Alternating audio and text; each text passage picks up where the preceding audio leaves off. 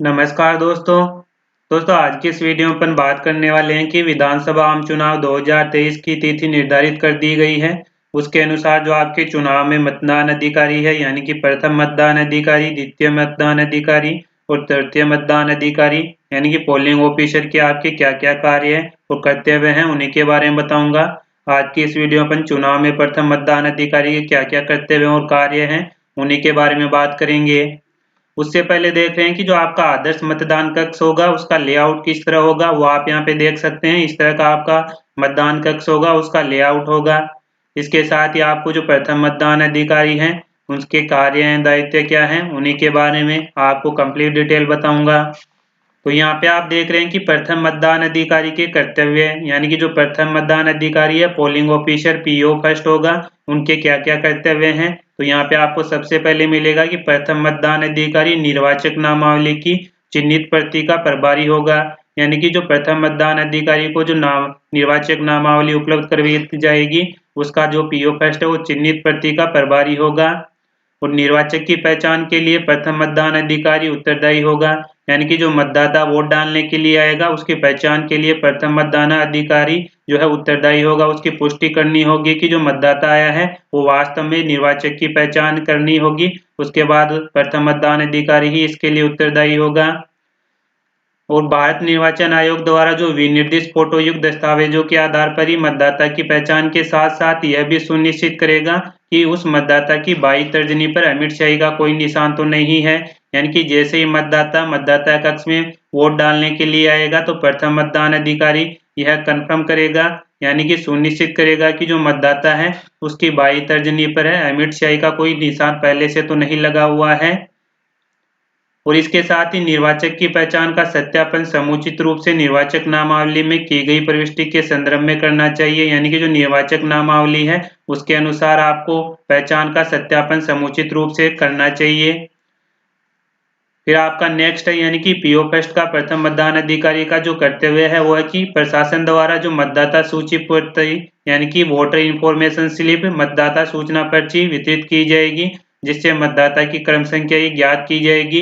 यानी कि जो मतदाता को वोटर इंफॉर्मेशन स्लिप दी जाएगी वो केवल और केवल मतदाता की क्रम संख्या ज्ञात करने के लिए यानी कि सुविधा के लिए उपलब्ध करवाई जाएगी। यह भी जो मतदान अधिकारी प्रथम है वो कंफर्म करेगा, सुनिश्चित करेगा। इस पर्ची में मतदाता का फोटो नहीं छपा होगा, यानी कि जो वोटर इंफॉर्मेशन स्लिप होगी उसमें मतदाता का फोटो नहीं छपा होगा। यह पर्ची प्रशासन द्वारा बीएलओ की सहायता से बांटी जाएगी, यानी कि जो वोटर इंफॉर्मेशन स्लिप है वो बीएलओ के द्वारा बांटी जाएगी, किंतु यह पहचान का दस्तावेज नहीं होगा। जो आपकी मतदाता सूचना पर्ची होगी वो पहचान का दस्तावेज नहीं होगा, केवल और केवल ये आपकी सूचना पर्ची होगी जिसमें आपकी क्रम संख्या ज्ञात की जाएगी। मतदाता सूची में उपलब्ध फोटो से मतदाता की पहचान करना अनिवार्य है एवं साथ में किसी फोटो युक्त पहचान दस्तावेज को भी लाना होगा, यानी कि आपको वोटर इंफॉर्मेशन स्लिप के साथ साथ अन्य कोई आपका फोटो युक्त पहचान दस्तावेज भी लाना होगा, जिससे कि आप मतदाता कक्ष में अपना मतदान कर सकें।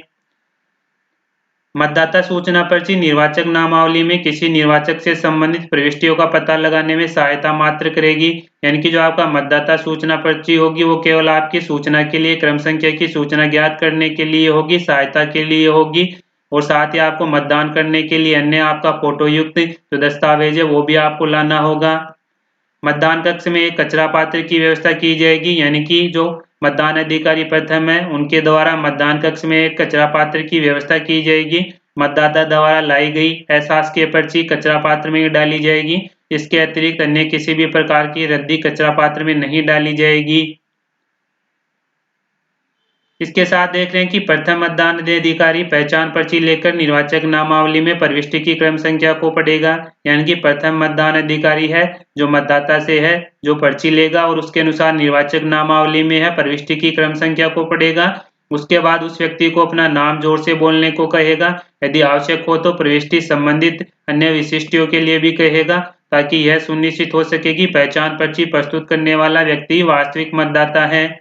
यानी कि जो मतदाता पर्ची लेकर आएगा तो मतदाता को जो प्रथम मतदान अधिकारी है अपना नाम जोर से बोलने के लिए कहेगा, और इसके साथ ही अगर अन्य कोई विशिष्ट यानी कि मामलों में अगर अन्य कोई जानकारी चाहे तो मतदाता से चाह सकता है, जैसे कि नाम के बारे में, फादर्स नेम के बारे में, डेट ऑफ बर्थ क्या है। यह सुनिश्चित हो जाने के बाद जो मतदान अधिकारी प्रथम है पहचान पर्ची प्रस्तुत करने वाला व्यक्ति वास्तविक मतदाता होगा, कन्फर्म हो जाएगा, सुनिश्चित हो जाएगा। इसके बाद यदि मतदाता की पहचान को चुनौती दी जाती है, यानी कि अगर प्रथम मतदान अधिकारी मतदाता की पहचान को चुनौती देता है तो इस स्तर पर दी जा सकती है कि प्रथम मतदान अधिकारी द्वारा पहचान सुस्थापित हो जाने के बाद मतदाता की पहचान को चुनौती नहीं दी जा सकती।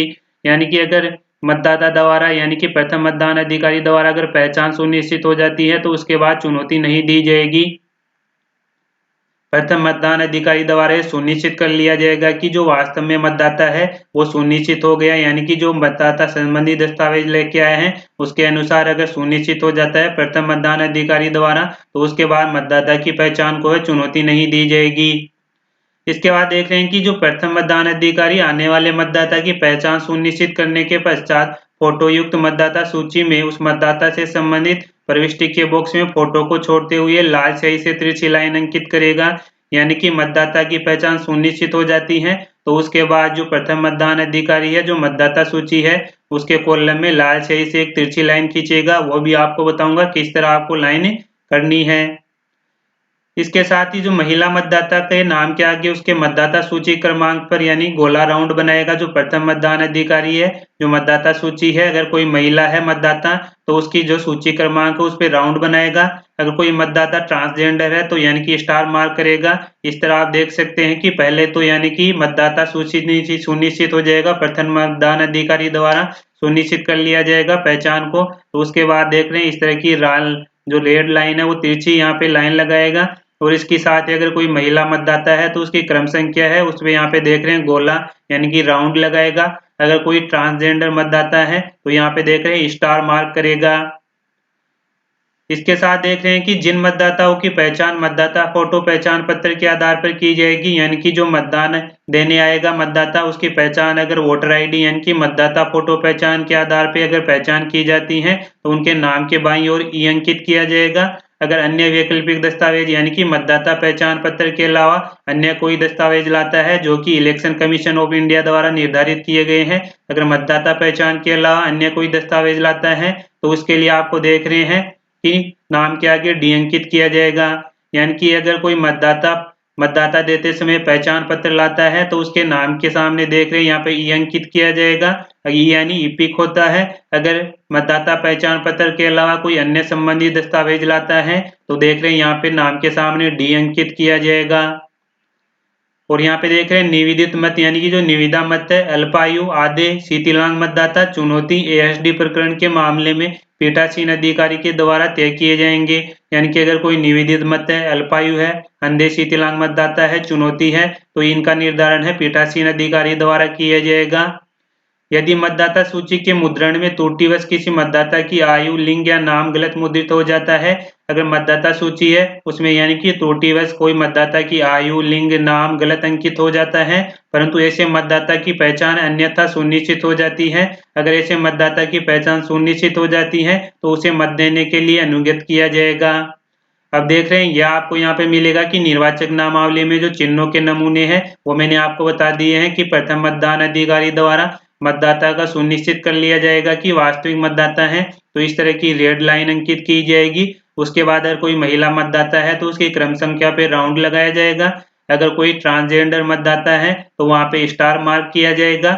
और इसके साथ ही कोई मतदाता है यानी कि मतदान देने के लिए पहचान पत्र लेके आता है तो उसके नाम के सामने यहाँ पे ई अंकित किया जाएगा।